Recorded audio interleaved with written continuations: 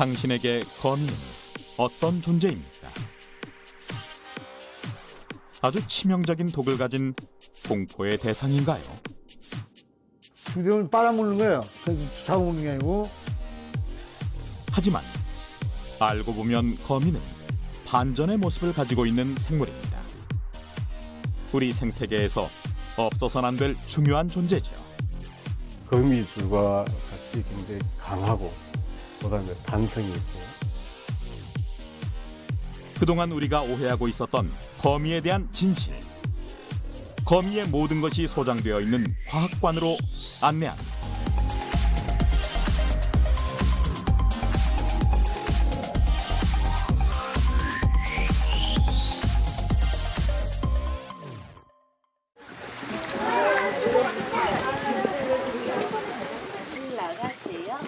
경기도 남양주의 운길산 자락.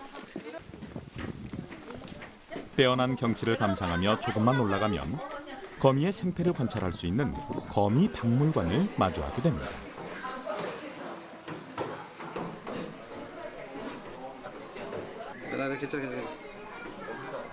박물관 안으로 들어서면 살아 움직이는 거미들과 수백여 종의 거미 표본들이 눈길을 사로잡지요.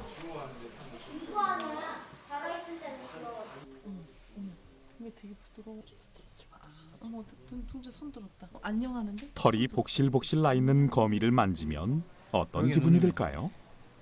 지혁이도 하고 싶으면 이렇게 손 이렇게 벌려. 그냥 간지러워. 맞아 그래 간지러워. 재밌어요.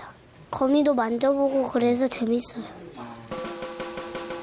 산왕거미, 무당거미 등 한국의 각종 거미를 비롯해서 해외에서 수집한 여러 종류의 타란툴라를 관찰할 수 있는 주필 거미 박물관. 생생하게 살아 움직이는 거미들은 천진난만한 아이들의 호기심을 자극합니다.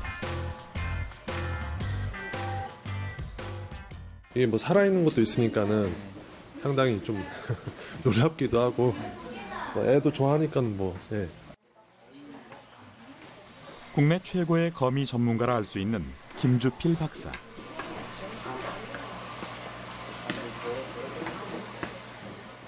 거미에 대한 남다른 애정으로 30여 년을 거미 연구에 몰두한 그는 세계 100여 개국을 발로 뛰면서 수많은 거미들을 채집했고 2004년 거미 박물관을 설립했습니다. 거미 표본이 전 세계 것이 한 40만 마리, 종수는 한 5천 종. 우리나라는 대개 이제 좀 800종이 넘어요. 한 110나라 정도 가서 내가 채집해왔죠. 김주필 박사의 손때가 고스란히 녹아있는 거미 박물관.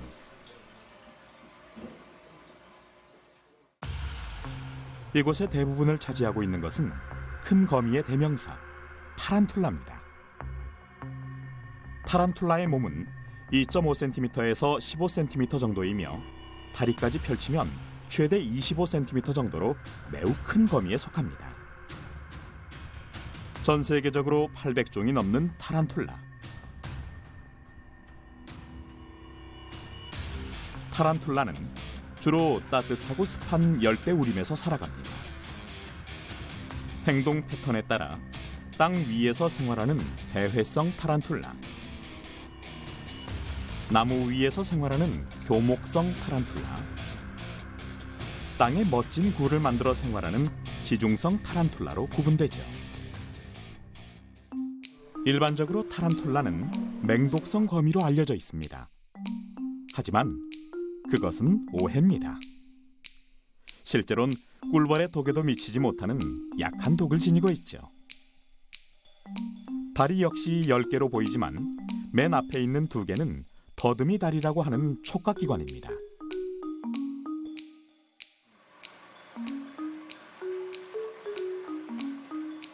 타란툴라 중에서도 로즈 헤어는 매우 순하기로 유명합니다. 그리고 개체수가 많고 사육 방법과 교미, 알의 부화가 쉬워 애완용으로 많이 기르고 있죠.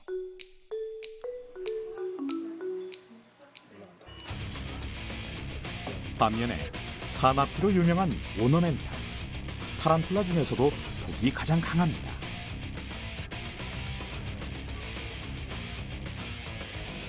그래서 오너멘탈을 다룰 때는 항상 조심해야 하죠. 오너멘탈은 행동이 아주 빠르고 온몸에 화려한 줄무늬를 갖고 있습니다. 사육장 벽면이나 나무에서 생활하는 교목성 타란툴라로 거미줄을 많이 치죠. 오너멘탈 같은 경우는 독성이 좀 강합니다. 조심해야 돼요. 전문가가 아니면 취급하면 안 되고. 그다음 무지개 빨라요. 오너멘탈은 채집도 힘들어요.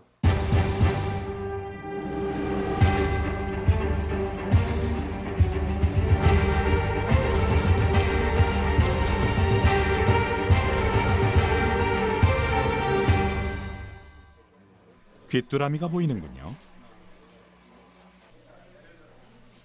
이곳 박물관에서는 거미에게 귀뚜라미를 먹이로 줍니다. 거미는 일주일에 한 번 정도만 먹이를 먹을 만큼 대단한 소식가죠. 거미는 입이 없는 대신 협각을 가지고 있습니다. 협각은 먹이를 붙잡아 독을 주입하고 먹이의 즙을 빨아먹어 영양분을 섭취할 수 있게 도와주죠.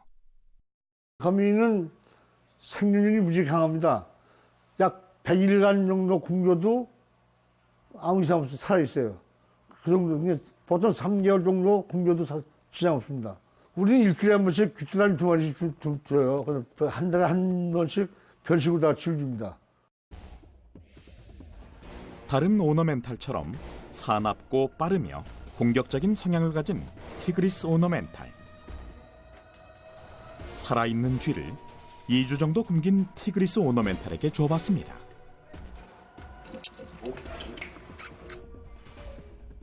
순식간에 쥐를 낚아채는 티그리스 오너멘탈. 마치 굶주린 새가 먹이를 낚아채는 듯합니다.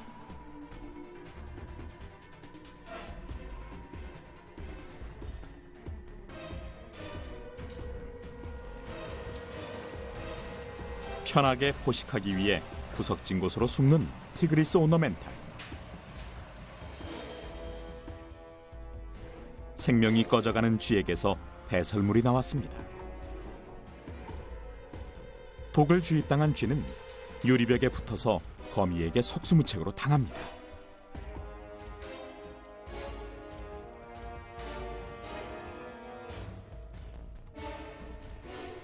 우리가 흔히 독이라고 부르는 것은 거미의 소화 효소인데, 겉에서 볼 때 멀쩡해 보이는 쥐의 내부는 내장 등이 물러지며 독과 섞이게 되고, 독으로 인해 몸속이 다 녹게 되면 거미는 그것을 소화가 될 때까지 빨아먹습니다. 그 안에 죽이 됩니다. 다 죽이 되면 빨아먹는 거예요. 그래서 잡아먹는 게 아니고, 대개는 이제 곤충들을 잡아먹죠. 근데 가끔 이들이 뭐 개구리, 쥐, 그 다음에 이제 새까지 잡아먹습니다.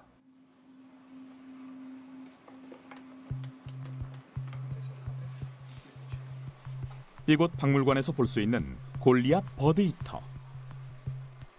버드이터란 이름에서 알 수 있듯이 새를 잡아먹는 거미입니다. 세계에서 가장 몸집이 큰 타란툴라인 골리앗 버드이터는 정주성 거미로 먹성이 좋고 성장 속도가 빠릅니다. 이곳의 골리앗 버드이터도 다 자라면 몸 길이가 30cm에 달할 것입니다. 우리는 이제 조금 더 거미를 자세히 관찰해 볼 필요가 있습니다. 거미의 배 끝에 돌기처럼 튀어나와 있는 것이 보이나요? 우리는 이것을 실젓 또는 방적돌기라고 부릅니다. 거미줄은 바로 이 실젓에서 나옵니다. 실젓의 끝은 몸속의 실샘과 연결되는데, 실샘에서 만들어진 액체가 실관을 지나 실젓으로 나오는 과정에서 공기를 만나 거미줄이 되는 거죠.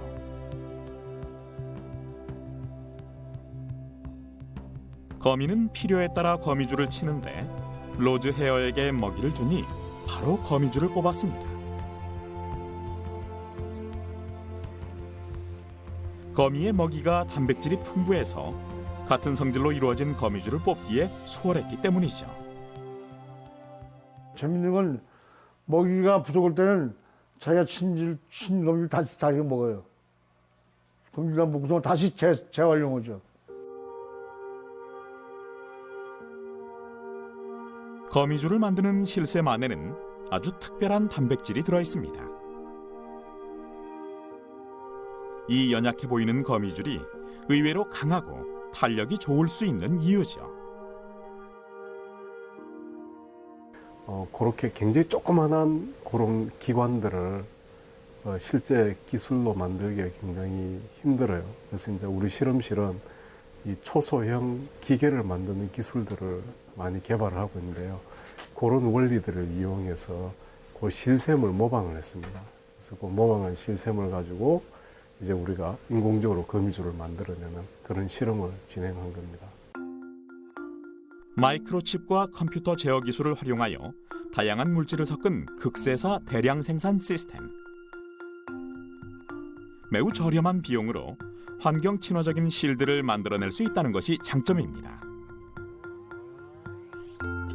이렇게 거미줄의 원리를 이용한 극세사는 다양한 종류의 세포나 약물을 넣어 새로운 장기를 만드는 장기 재생에 사용할 수 있습니다.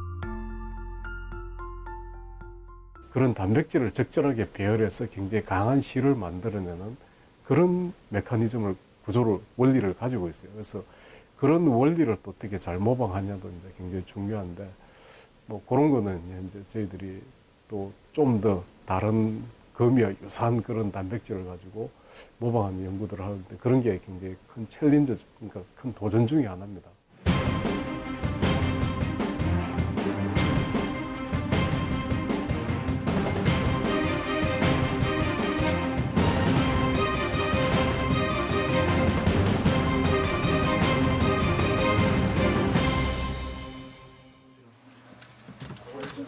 이제 타란툴라의 거미줄을 살펴보기로 합니다. 타란툴라의 거미줄은 우리가 흔히 알고 있는 방사형 거미줄과는 다른 모양입니다. 거미줄 안에 몸을 숨기고 있는 골리앗 핑크토. 타란툴라는 원시적인 형태로서 거미줄보단 육중한 몸으로 먹이를 제압하여 사냥하기 때문에 거미줄은 자신의 은신처를 다지거나 영역 표시 및 정자망을 칠 때 사용합니다. 대부분의 거미들은 알을 낳고 거미줄로 겉을 감싸 알을 보호합니다. 끈적거리지 않고 튼튼하고 질기기 때문에 알을 보호하기엔 이만한 것이 없죠.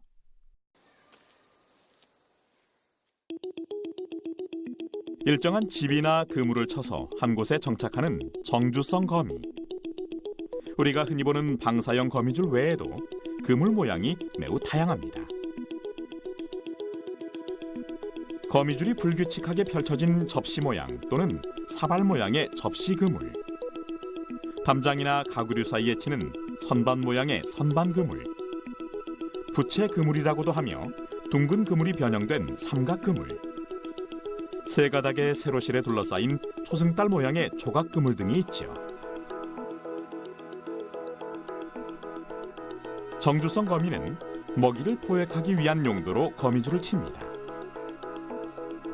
그리고 거미줄에 걸린 먹이를 독으로 녹여 빨아먹죠. 정주라는 건 일정한 집을 가지고선 거쳐간다는 얘기예요. 근데 줄 치는 건 다 정주성검이에요. 줄 치는 건. 그런데 이제 줄 안 치는 것이 배승검이고요.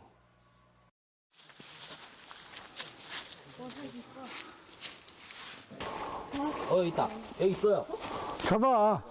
박물관 주변에서는 떠돌이 생활을 하며 먹이를 사냥하는 우리나라의 배회성 거미를 쉽게 볼 수 있습니다. 방금 채집한 이 거미는 무슨 거미일까요? 이건 광릉 논늑대 거미요. 사실 우리나라 거미는 11월 말부터 3월까지 겨울 내내 동면합니다. 낙엽 아래나 갈라진 땅틈, 나무 껍질 속에서 동면하는 모습을 볼 수 있죠. 추위도 있고 거미 채집에 몰두한 학생들. 네, 겨울철에는 거미들이 월동을 하기 때문에 나무 껍질 속에 이렇게 들어가 있어요. 그래가지고 이 나무 껍질을 뒤지면 거미들을 많이 잡을 수 있어요. 계곡이나 개울가, 그리고 숲을 사이와 같은 지표를 배회하며 생활하는 배회성 거미. 이제 우리나라에서 흔히 볼 수 있는 배회성 거미에 대해 알아보죠. 시각이 발달한 늑대 거미. 대부분 땅을 파놓고 굴에서 생활합니다. 아기 늪 서성 거미는 이름 그대로 서성거리며 느린 것이 특징이죠. 그 외에도 습한 것을 매우 좋아해 심지어 물속 잠수도 가능한 닷거미. 다리가 짧아 높이 뛰기에 적합한 깡충거미가 있습니다. 광릉 늑대거미다. 국내에 자생하는 거미는 약 700종. 사람에게 위협이 될 만한 독거미는 없습니다. 물가에서 이거 많아 되게. 광릉 논늑대 거미를 채집하고 즐거워하는 학생들. 이들이 이렇게 열정적으로 거미를 채집하는 이유는 무엇일까요? 매주 하는 건 아니고 한 달에 한 번 아니면 두 달에 한 번씩 이렇게 가끔씩 나와서 채집을 하고 그 채집물들을 동정해서 분류해서 그걸로 표를 만들어요. 그래서 그 지역에서 나온 거미들이 무슨 종이 있다를 발표하기도 하고 그렇게 채집한 거미들 중에 신종이나 미기력종이 있으면 그걸 또 등재 논문을 쓰기도 합니다.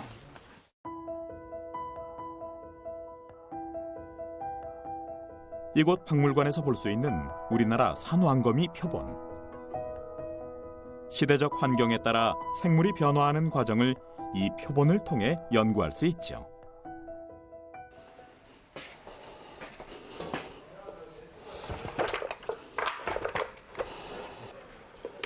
김주필 박사 역시 실제로 거미 표본을 만들어서 보관하고 있습니다. 지난 30년 동안 채집하고 표본으로 만들어 보관 중인 개체수는 약 40만 개. 힘들게 모은 표본들을 바라보고 있노라면 여전히 시간 가는 줄 모른답니다.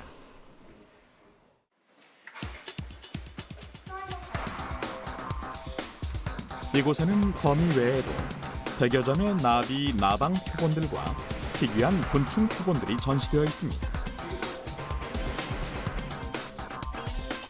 그렇다면 표본은 어떻게 만드는 걸까요? 먼저 거미 다리를 정돈하고 글루나 본드를 이용해 전족판에 거미를 고정시킵니다.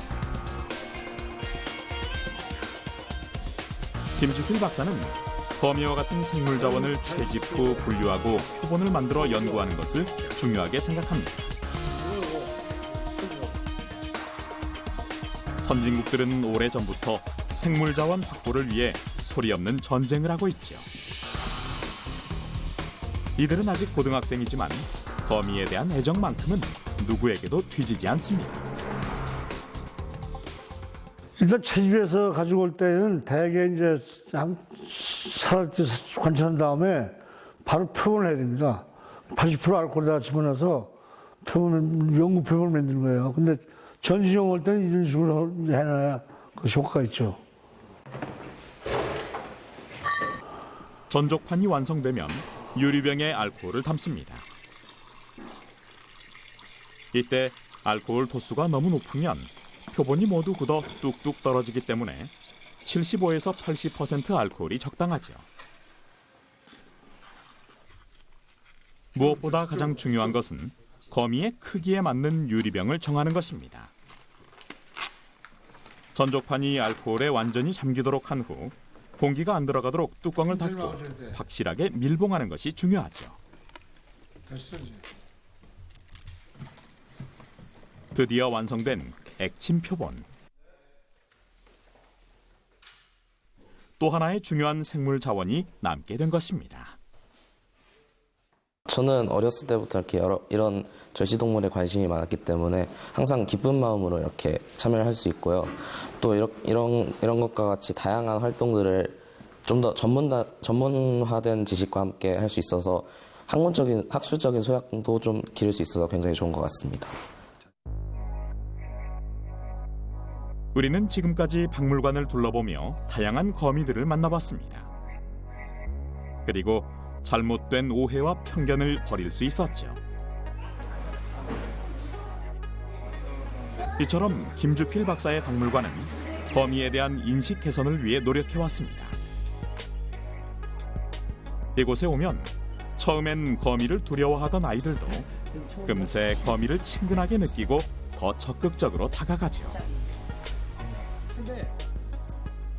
처음에는 많이 좀 겁도 내고 무서운데 지금은 이런 종류가 있구나 저런 종류가 있구나 이런 것들을 알게 되고 나서 더 관심을 갖게 됐죠. 이 수많은 거미 표본들과 살아 움직이는 타란툴라를 가까이서 생생히 체험할 수 있는 것은 김주필 박사의 노력이 없었다면 아마 불가능했을 겁니다.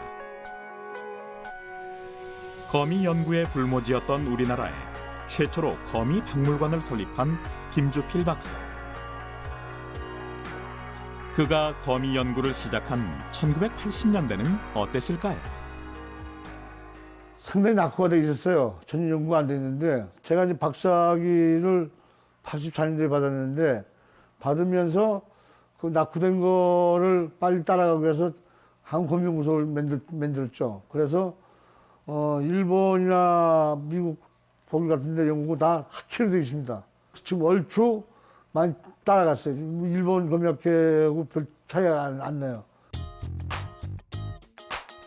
1985년 지금의 거미박물관 인근 숲에서 처음 발견한 한국 땅거미를 비롯해 김주필 박사와 제자들의 노력으로 세계 학계에 보고된 거미만 300여 종. 여기에는 한중 수교 전 중국을 방문해 고생 끝에 백두산 천지에서 채집한 백두산 거미와 지금은 보기 힘든 너구리 거미, 겹거미, 톳거미도 포함되어 있습니다.